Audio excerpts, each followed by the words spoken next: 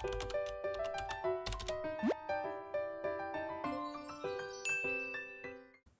warahmatullahi wabarakatuh. Saya Diva Nadira dari NIM 2101801122 ingin menjelaskan materi dari pertemuan 1 sampai pertemuan 6.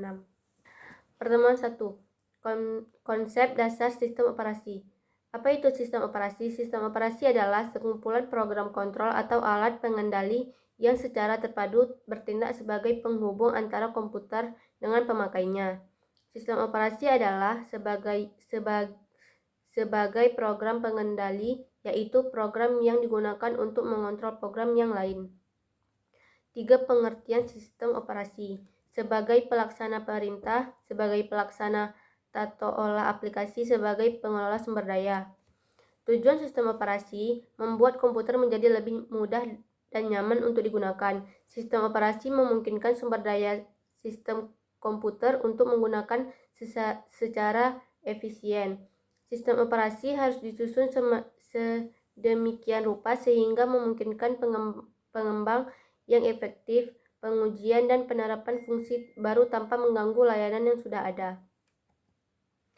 Fungsi sistem operasi membentuk dan mengolah sistem file, menjalankan program, dan mengatur penggunaan alat-alat yang berhubungan dengan komputer. Jenis-jenis sistem operasi ada dua berdasarkan interface dan berdasarkan use. Berdasarkan interface, text-based shell GUI. Berdasarkan usage, peruntukan standalone networking. Contoh sistem operasi: DOS, OS/2, Macintosh, Windows, Linux, dan lain-lain.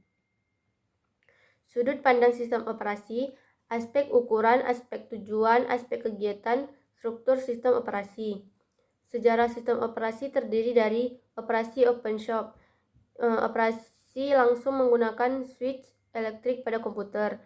Operasi defense shop, admin mengelompokkan job berdasarkan jenis program dan dieksekusi secara jenis program yang dikoding melalui punch card secara switch.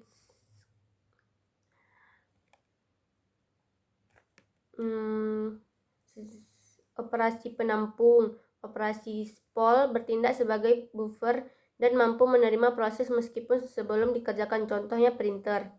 Operasi multitaolah tumpukan, operasi berbagai waktu, operasi olahan segera. Sejarah DOS, Windows, dan Linux. 1980, DOS, Tim Paterson dari SID komputer menulis DOS yang dibuat oleh OS terkenal pada masa itu. Microsoft, Bill Gates dari Microsoft membeli lisensi KeyDocs dan menjualnya ke berbagai perusahaan komputer. 1981, PC-DOS, IBM meluncurkan PC-DOS yang dibeli dari Microsoft untuk komputernya yang berbasis prosesor Intel 8086. MS-DOS, Microsoft menggunakan nama MS-DOS untuk OS ini jika dijual oleh perusahaan di luar IBM. 1983, MS-DOS 2.0 versi 2.0 dari MS-DOS diluncurkan pada komputer PC XT. 1948, sistem 1.1 Apple meluncurkan Macintosh dengan OS yang diturunkan dari BSD. Unix System 1 merupakan sistem operasi pertama yang telah berbasis grafis dan menggunakan MOS.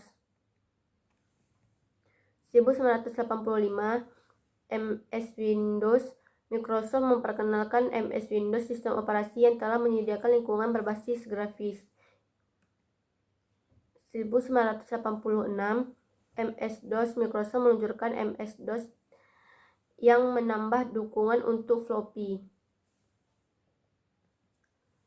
1990, perpisahan, dua perusahaan raksasa berpindah. IBM berjalan dengan OS/2 dan Microsoft berkontribusi konsentrasi pada Windows.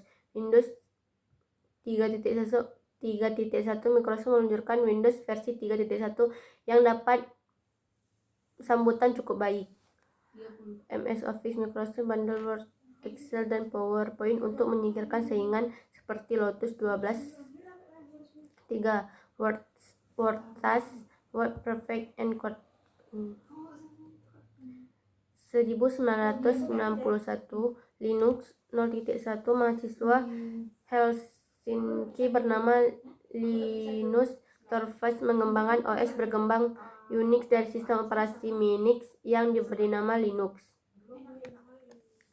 1992 Windows 3.1 Microsoft meluncurkan Windows 3.1 dan kemudian Windows for Workgroups 3.11 di tahun berikutnya.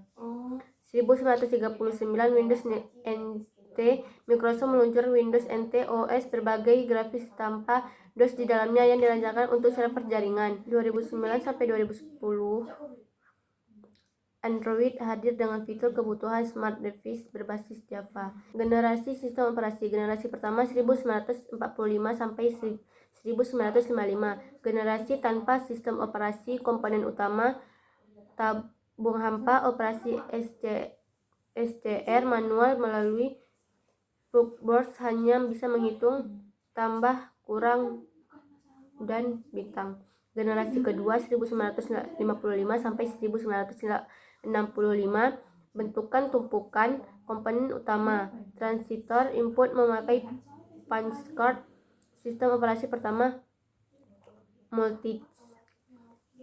Generasi ketiga 1965 sampai 1980 dengan ciri-ciri multiprogramming. Satu komputer mengerjakan banyak program yang ada dalam memori utama. Yang kedua, kemandirian alat. Masing-masing alat memiliki device driver sendiri. Yang ketiga, berbagi bentuk, menjalankan banyak proses dalam satu waktu. Yang keempat, polling mampu memberi proses meskipun belum dikerjakan dan bertindak sebagai komponen utama. Generasi keempat 1980-an sampai 1990-an sistem tujuan umum. Yang pertama real time application, yang kedua network operation system, yang ketiga distributed operation system, yang keempat mesin semu, yang kelima distribusi data. Kelas sistem operasi. Kelas 1 pemakaian tunggal, kelas 2 operasi berbentuk tumpukan, kelas 3 operasi olahan segera, kelas 4 operasi multiproses, kelas 5 operasi berbagai waktu dan multiprogramming, kelas 6 operasi tersebar. Faktor sistem operasi. Faktor prosesor, single atau multiprosesor. Faktor pemakaian, single atau multi. Faktor waktu kerja, offline dan online. Faktor modus pekerjaan, batch atau real time. Faktor keempat, faktor gabungan faktor. Pertemuan 2. Skema dasar sistem komputer dan perangkat lunak. Perangkat keras, hardware, adalah komponen fisik komputer yang terdiri dari rangkaian elektronika dan peralatan mekanis lainnya. Pada abstraksi tingkat atas terdiri dari 4 komponen, yaitu prosesor, main memory, device, atau user. Sumber daya perangkat keras.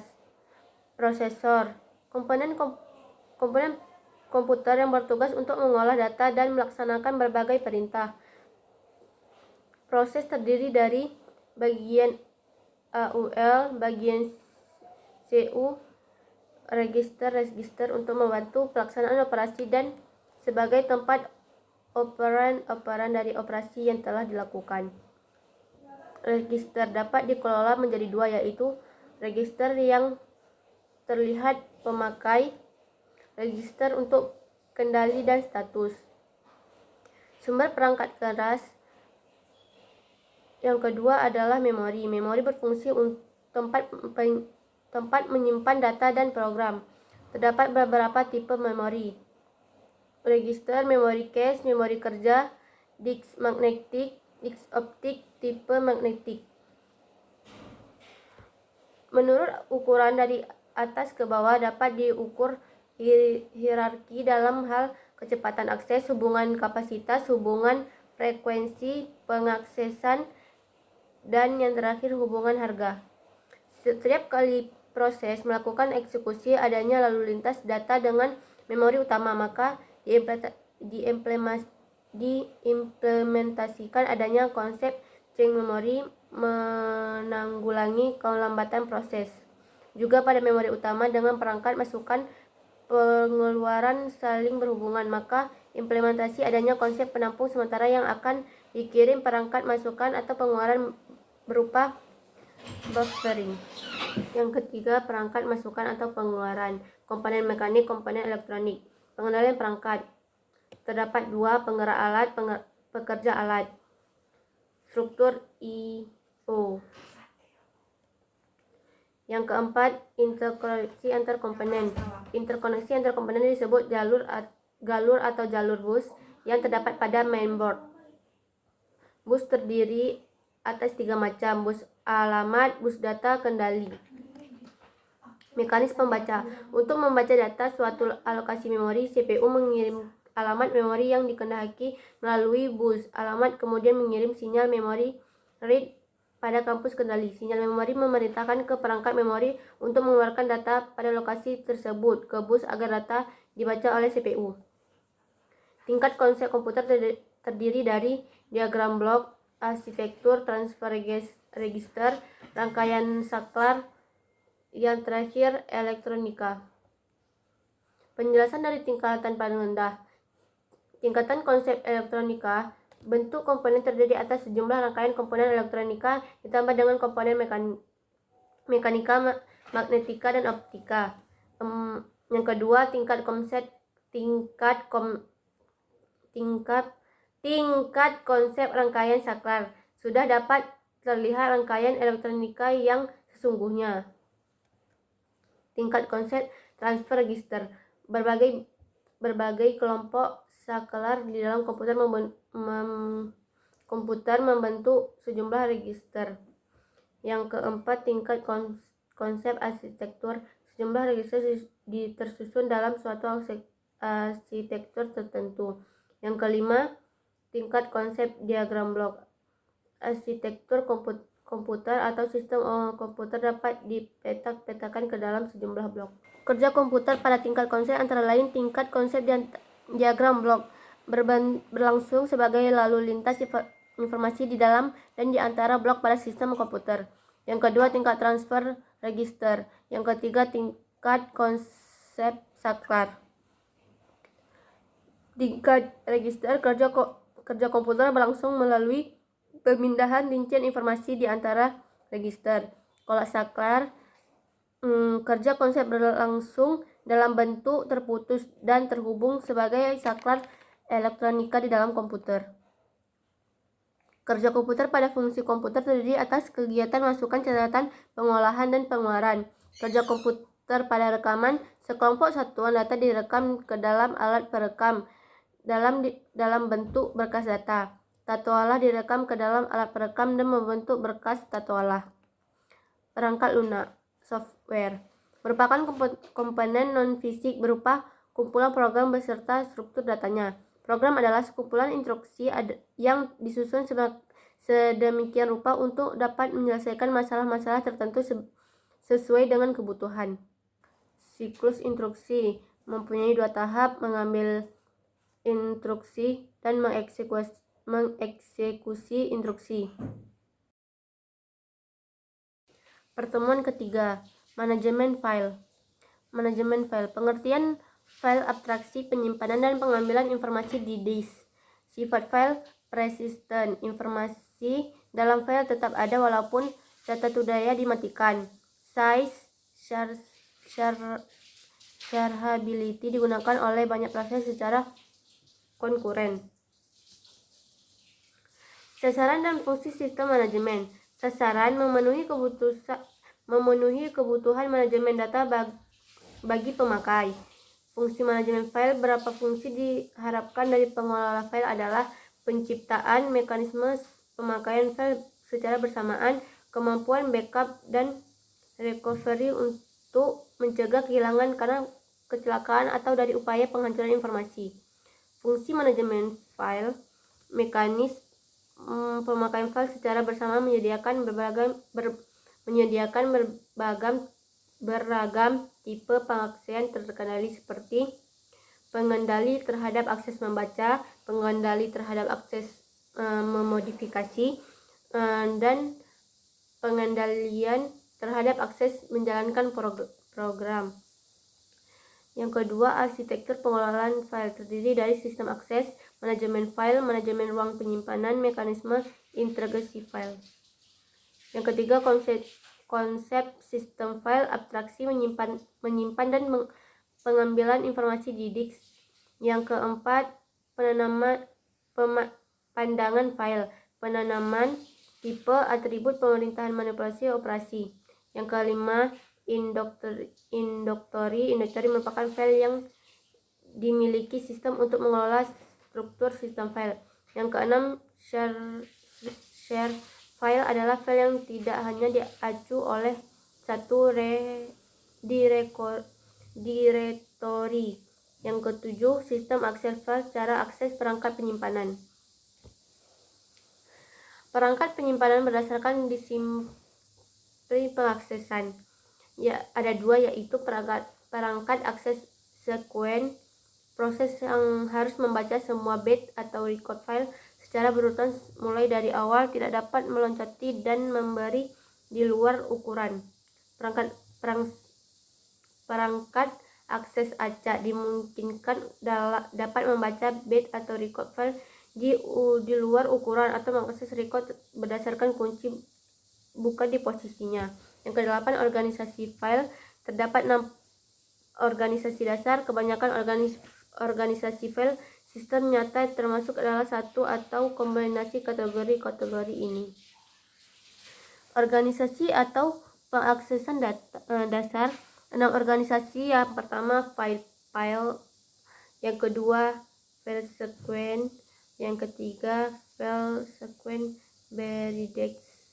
Yang keempat, file Beridex majemuk. Yang kelima, file berhas. Yang keenam, file cincin. Pertemuan 4.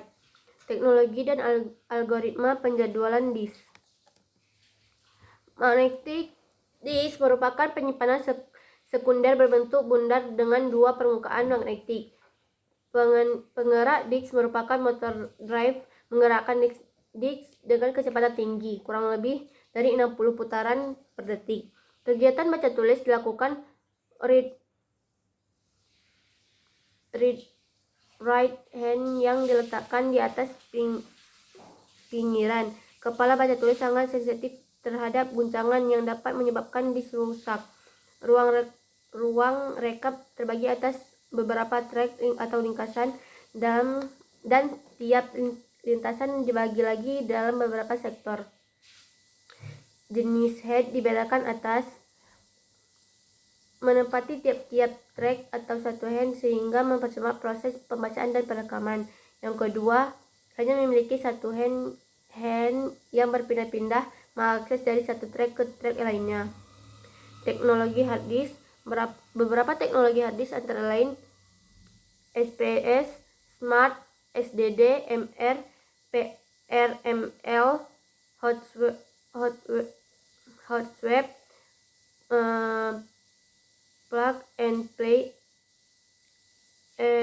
dan Environment Precision APA, ACC, dan Auto Transfer. Penjelasan teknologi hard disk. SPS. Sebagai besar kerusakan yang timbul pada hard disk disebabkan adanya goncangan. Goncangan pada hard disk dapat menyebabkan tergoncangnya hand sehingga dapat merusak piringan. Goncangan yang paling membahayakan adalah goncangan yang kekuatannya tinggi dalam tempo yang sangat singkat. Menggunakan SPS, energi goncangan akan diredam sehingga hand tidak terangkat ketika terjadi goncangan. Karena hand tingkat terangkat, tentu saja hand tidak dikembalikan lagi sehingga tidak ada terjadi bend sektor. Yang smart, dengan menggunakan teknologi smart, hard disk dapat berkomunikasi dengan komputer melalui software. Komunikasi yang dilakukan berisi tentang status keadaan hard disk, kemungkinan terjadi kerusakan. Hard disk akan melakukan pemeriksaan terhadap dirinya sendiri, melaporkan hasilnya kepada software. Teknologi smart dapat digunakan bagi komputer-komputer yang memiliki data-data penting pada hard disk. Pada komputer-komputer yang sedapat mungkin dinyalakan secara terus-menerus. SSD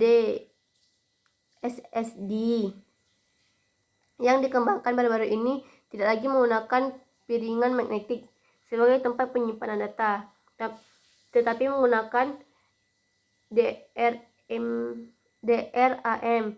SSD dikembangkan dengan menggunakan antar muka SCSI, memang dirancang untuk sistem komputer yang memerlukan akses data yang cepat, seperti server-server database. Yang ketiga, Magnetor System MR. Saat ini hard disk yang digunakan dikenal dengan nama induksi head. Head induksi yang berfungsi untuk read write sekaligus diganti dengan magnetor yang memiliki head yang berbeda untuk read dan write. Head untuk menulis masih menggunakan elemen film tipis yang bersifat induktif, sehingga head untuk membaca menggunakan film tipis dengan sensitif terhadap magnet. PRML adalah teknologi dalam hal encoding dan konversi data pada saat read write dari kepiringan. Teknologi ini menawarkan kepadatan data yang lebih tinggi, di kinerja hard disk yang lebih baik, dan integritas data yang lebih terjamin. PRML adalah teknologi yang encoding dan konversi data pada saat read write dari kepiringan. Teknologi ini menawarkan kepadatan data yang lebih tinggi, kinerja hard disk yang lebih baik, dan integritas data yang lebih terjamin. Hot swap adalah proses pemasangan peralatan elektronik ke dalam suatu sistem yang bekerja. APA hard disk termasuk komponen yang menghabiskan energi listrik cukup banyak pada PC. ACC secara konvensional, jika terhadap kesalahan dalam pembacaan data dari piringan, maka akan mengaktifkan ASD head untuk membaca sekali lagi daerah tersebut. Auto transfer, salah satu cara untuk mempercepat transfer data dari hard disk ke memori utama dengan cara menggunakan mode block. Pengaksesan disk waktunya ada 4, yaitu cari waktu, waktu mantap, waktu latensi, waktu salur. Rumusnya itu Tn sama dengan B Tn tambah S. T sama dengan cari waktu, B sama dengan cari waktu yang diperlukan untuk melewati satu lintas, N banyak lintas atau silinder yang akan dilewati, S adalah waktu mantap hulu tulis dibaca. Rumus menghitung rata waktunya, T rel sama dengan W kurang 1 per W kali S tambah B tambah W tambah 1 per 3. Keterangannya, W banyak lintas pada disk atau tiket, B waktu yang diperlukan untuk melewati satu lintas, S waktu mantap hulu tulis baca. Rumus menghitung rata waktu, R per R dikurang R per 2M. R waktu rotasi, M banyak waktu rektor per lintas. Jadi waktu baca dan tulis, kalau baca R M tambah 1 per 2M, kalau misalnya tulis R 3M tambah 1 per 2M. Pengaksesan lintas ada 7 algoritma, yaitu algoritma pertama tiba pertama dilayani PTPD, yang kedua algoritma pickup, yang ketiga algoritma waktu cari terpendek dipertamakan, yang keempat algoritma loop, yang keempat loop, yang kelima circular lock, yang keenam scan, yang tujuh circular scan. Algoritma pertama dilayani, proses pengaksesan akan dimulai secara berurutan sesuai dengan urutan tiba atau kedudukan antrian. Algoritma pertama tiba dilayani, proses pengaksesan akan dimulai secara berurutan sesuai dengan urutan tiba atau kedudukan antrian. Yang kedua, algoritma pickup. Pada algoritma ini, hulu ditulis baca akan membaca atau menuju ke track yang terjadi pada urutan awal di antrian. Yang ketiga, algoritma waktu dari terpendek dipertamakan. Proses dilaksanakan terhadap track yang terdekat dengan hulu baca tulis. Yang keempat, algoritma loop. Algoritma ini ditulis baca akan bergerak naik seperti penggerakan lift menuju antrian track terbesar dari disk sambil mengakses antrian track yang dilalui. Yang kelima, algoritma ini hulu tulis baca akan bergerak naik seperti pergerakan lift menuju antrian track terbesar pada disk sambil mengakses antrian yang dilalui. Yang keenam scan ini bergerak naik seperti penggerakan lift menuju track terbesar pada disk sambil mengakses antrian track yang dilalui. Yang ketujuh circular scan bergerak naik seperti lift juga menuju track terbesar pada disk sambil mengakses antrian track yang dilalui. Pertemuan 5. Proses dan penjadwalan proses. Penjadwalan merupakan kumpulan kebijaksanaan dan mekanisme di sistem operasi yang berkait dengan urutan kerja yang dilakukan sistem komputer. Proses penjadwalan berguna memutuskan proses harus berjalan kapan dan berapa lama proses itu berjalan. Tujuannya supaya semua pekerja memperoleh pelayanan yang adil, supaya pemakaian prosesor dapat dimaksimumkan, supaya waktu tanggap dapat diminimumkan merupakan waktu tangkap nyata dan waktu tangkap maya, supaya pemakaian sumber daya seimbang. Waktu sejak program masuk ke sistem sampai proses selesai. Efisien proses tetap dalam keadaan sibuk, tidak menganggur, supaya terobosan. Tipe-tipenya penjadwalan jangka pendek, jangka menengah, penjadwalan jangka panjang. Penjadwalan proses ada 3 istilah: 1 antrian, 2 prioritas, yang ketiga preemsi. Hitungan pada kerja prosesor. Lama proses adalah T adalah waktu lama proses yang diperlukan untuk mengolah proses itu dalam prosesor. Lama tangkap adalah waktu yang diperlukan untuk proses sejak mula sampai setelah diolah oleh prosesor. Terdapat 2 macam lama tangkap, yaitu turnaround time dan response time. Teknik penjadwalan prosesornya ada 3, yaitu kategori penjadwalan prosesor, yang kedua teknik penjadwalan prosesor, yang ketiga teknik penjadwalan satu tingkat. Rumus penjadwalannya tuh TR sama dengan jumlah TI per N. Rasionya tuh T per T atau T besar per T kecil. Algoritma penjadwalan pertama tiba pertama dilayani, tanpa prioritas, tanpa preemsi. Proses tiba di waktu yang lebih dahulu akan dilayani lebih dahulu jika tiba pada waktu bersamaan yang akan dilayani sesuai pada urutan pergantian. Yang kedua, algoritma penjadwalan proses terpendek dipertamakan. Penjadwalan dengan prioritas tanpa preemsi terhadap 2 langkah. Penentuan proses pendekan proses yang dilayani. Jika proses terpendek tersebut belum tiba, maka prosesor akan melayani proses yang telah tiba sampai proses tersebut selesai. Pertemuan 6. Penjadwalan proses lanjutan, yaitu algoritma penjadwalan. Ini pertemuan 6 ya guys ya. Algoritma penjadwalan proses terpendek dipertamakan preemsi.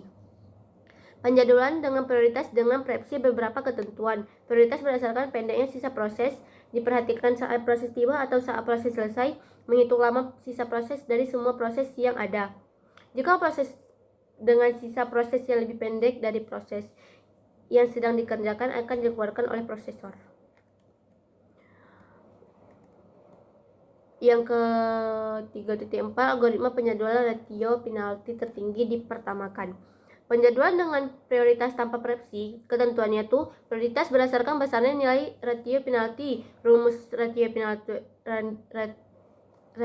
penalti itu adalah S tambah T per T. S itu adalah waktu sia-sia, saat selesai dan dikurang saat tiba, dan T lama proses terhadap mendahulukan proses terpendek. Namun prioritas proses panjang akan turut meningkat melalui peningkatan ratio penaltinya. Jadi dia harus dari yang terbesar dulu kita carinya. Kalau contohnya tuh ada proses A, B, C, dan E.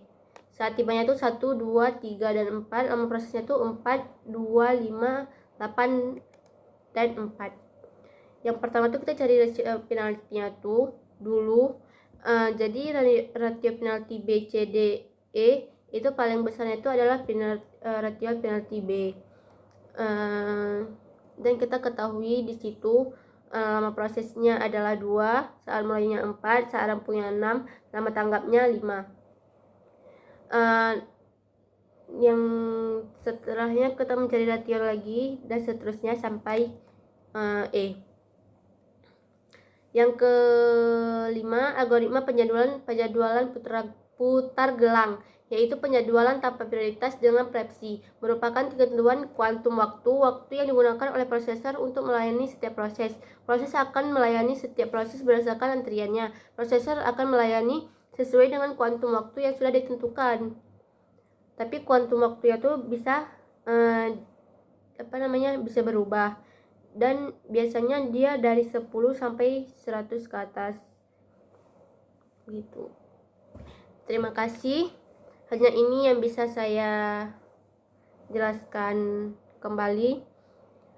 Saya akhiri. Assalamualaikum warahmatullahi wabarakatuh.